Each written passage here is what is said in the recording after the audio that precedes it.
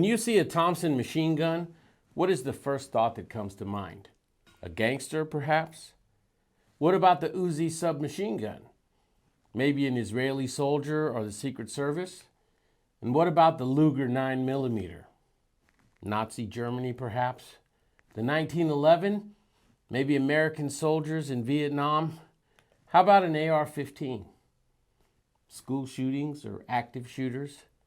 And not to leave anything out, what about the AK-47? You probably associate it with terrorism.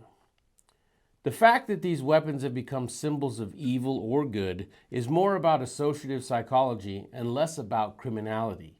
These weapons are all dangerous to anyone on the receiving end of their power. So why the obsession with guns that look a certain way instead of focusing on the fact that all guns have the ability to cause serious damage to a human being? A person addicted to cocaine is more likely to sniff paint if their drug of choice isn't available. In this case, their secondary choice is far more dangerous than their preference. A person with the intent to hurt other people will simply make the second choice and achieve the same, if not worse, results. We don't have a problem with gun violence in America. We have a problem with violence. Taking the tool away from a violent person doesn't change their violent disposition, it only changes their method.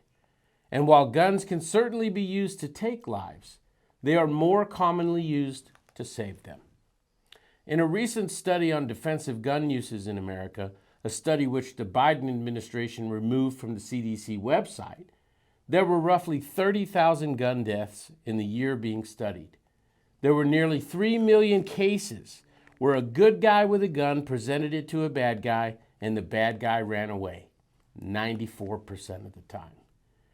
If the result of that study were properly interpreted, it means that guns cost America 30,000 lives to save 3 million.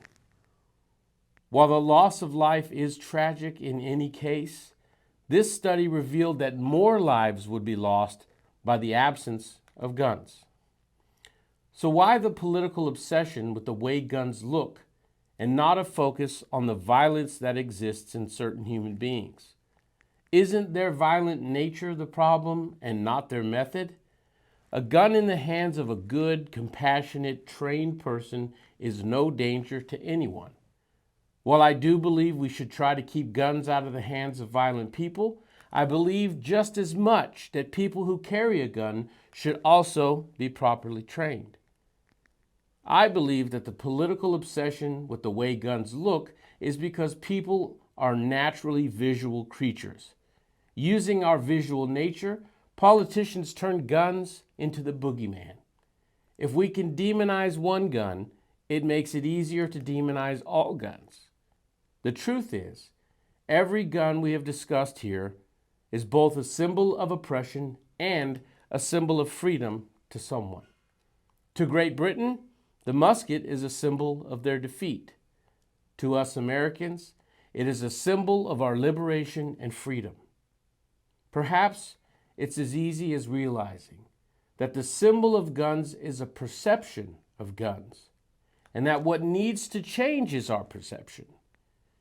If we learn to look at the lives lost to guns as the price we pay for freedom, perhaps we can learn to respect the sacrifice so many have made for that freedom.